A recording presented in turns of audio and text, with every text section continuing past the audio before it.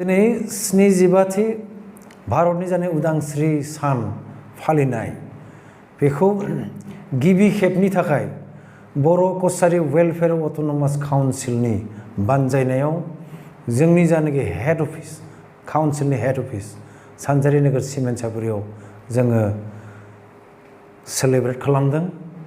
बेवहाय बे लकेल बे जिल्लानि खाथि खाला जिल्लानि जोंनि समाज सिबियारि गोरों गोरा इन्टेलेक्सुवेल माखासे गोबां इन्डिभिजुवेल बर' गौथुमफोरजों गासै बर' गौथुमजों जयै बाहागो लादों। बिराद मोजां जादों। बिनि गेजेरजों जोङो आं जिहेतुके एजुकेशन बिफाननि एक्जिकिउटिभ मेम्बार एजुकेशननि जानाखि पलिसि डिसिसन जोंनि काउन्सिला मा जागोन बेखौ जोङो सावरायबाय थादों। जोंनि मानगोनां चिफ बर' Kachari welfare autonomous काउन्सिलनि minister Basumatary बिथाङा एजुकेशन बिफाननि जानानै दहाय बिथाङा गोबां बिथिङाव बिबुंथि लाखिबाय। बिबुंथिनि गेजेरजों माखासे घोषणा खालामबाय। जों बोरैहाय एलपि स्कुल गुदि फरायसालिनिफ्राय जों मोनसे बोरैहाय गुन गोनां क्वालिटि एजुकेशन होनो हायो। क्वालिटि एजुकेशन होनायनि गेजेरजों मोनसे गोख्रों मोनसे सोद्रोम बर' समाज दानो हायो। बेनि थाखाय जों मोनसे मडेल बोरैहाय जोङो मडेल मोनसे पलिसि डिसिसनाव लांनो हायो। मडेल मोनसे काउन्सिलखौ होनायजों लोगोसे बर' बिजोङाव मोनसे मडेल मोनसे जोंनि गुदि फरायसालियाव लाबोनो हायो। बिनिनो गिबि खेब हिसाबै गिबि फार्स्ट स्टेप हिसाबै फार्स्ट हाबाफारि हिसाबै जोङो बेवहाय 50 इयार्स मोनसे एलपि स्कुला गल्डेन जुबलि सेलेब्रेसन खालामनो थांगासिनो दङ। जोङो बेफोरबायदिखौ टेकआप खालामनो हायो नामा रायज्लायदों। अलमस्ट फाइनाल गाबोन समफोर जोङो एअपि एनुवेल अपारेशन प्लेनाव जों फाइनाल खालामनो हाब्लानो नोंथांमोननि गेजेरजों फोसावगोन।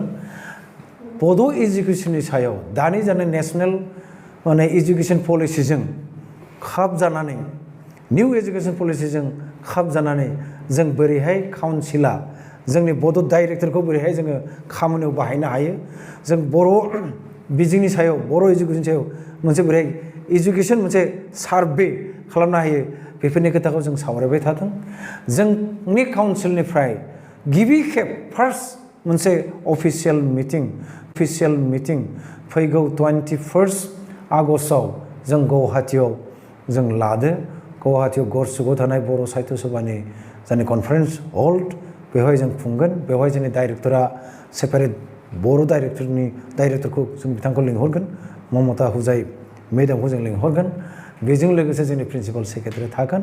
आरो जोंनि बेवहाय इतिमध्ये बर' साहित्य सभानि मानगोनां आफादगिरि मानगोनां गाहाय नेहाथारि बिथांमोना थागोन होननानै बुंदों।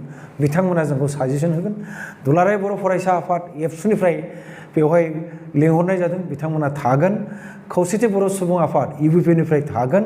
आरो जोंनि गेजेराव माखासे लेखा गोरों माखासे गोरों गोराखौ लिंहरनानै बर' कछारी वेलफेयर अट'नमास काउन्सिलनि सिङाव एजुकेशन डिपार्टमेन्टआ मोनसे कनक्रिट मोनसे पलिसि डिसिसन बोरै लानो हायो बे थारिखआव जोङो बे खालाराव 21 आगस्टआव जोङो फाइनाल खालामगोन।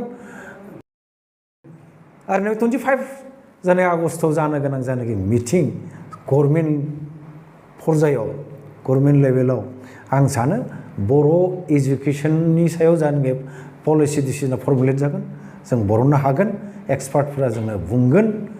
गौथुमफोरनि दैदेनगिरि बिथांमोना बुंगोन। ओंखायनो नैबे 21 आगस्टनि उनाव बर' कछारी वेलफेयर अट'नमास काउन्सिलनि जानाखि जोंनि मिडियामनि सायाव बड' एजुकेशननि सायाव जानाखि पलिसि डिसिसन बेखौ नोंथांमोननो आरोबाव खेबसे रोखा उनाव जों फोरमायखाथारनांगोन। दिनै इन्डिपेन्डेन्स डे जानो सेलेब्रेट खालामनाय जोंनि हेड अफिसाव एजुकेशननि सायाव आं बेखिनिखौनो मोनसे मेसेज होनानै आं बेखिनियाव दोनथ'बाय। उनाव बुंफिनसै। गोजोन्थों। जिहेतु जोङो नुनो मोन्दों जोंनि नैबे धेमाजि ओनसोलाव माखासे बर' गुदि फरायसालिफोराव गुबुन हारिनि फोरोंगिरि बिथांमोनखौ थिसननाय जादों। जों मिथिगौ जिहेतु जोंनि बर' माहारिनि जिथु बर' फरायसाफोरा बिथांमोना उन्दै समाव गुबुन हारिनि भाषाखौ रावफोरखौ जेबो मिथिया दा बै समाव बिथांमोना बोरै सोलोंथाइखौ लानांगोन आरो बेनि जेंनानि सायाव मा जोङो थांनाय 4 जुननिफ्राय एजुकेशन डिपार्टमेन्टखौ जेला आंनो मानगोनां चिफ सारा गथायो बे दिननि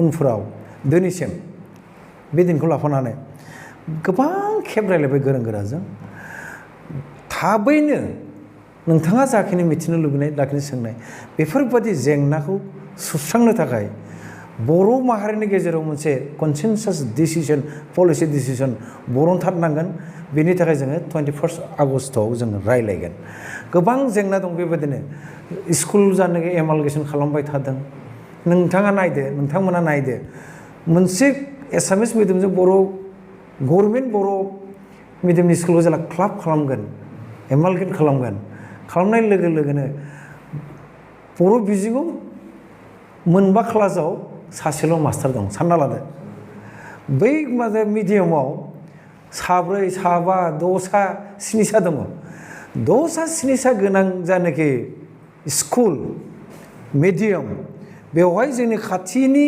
बर'फोराबो निश्चय दिनै नङा गाबोन नङा बे बिजोङावसो थांगोन दा मोनसे समाव जोंनि बिजोङा मा होनो जोबहैगोन नामा बेफोरबायदि सोंलु फैदों ओंखायनो जोङो एमालगेट खालामनायाव एमालगेसननि पलिसि जानाखि डिसिसन आसाम सरकारनि बर' साहित्य सभाया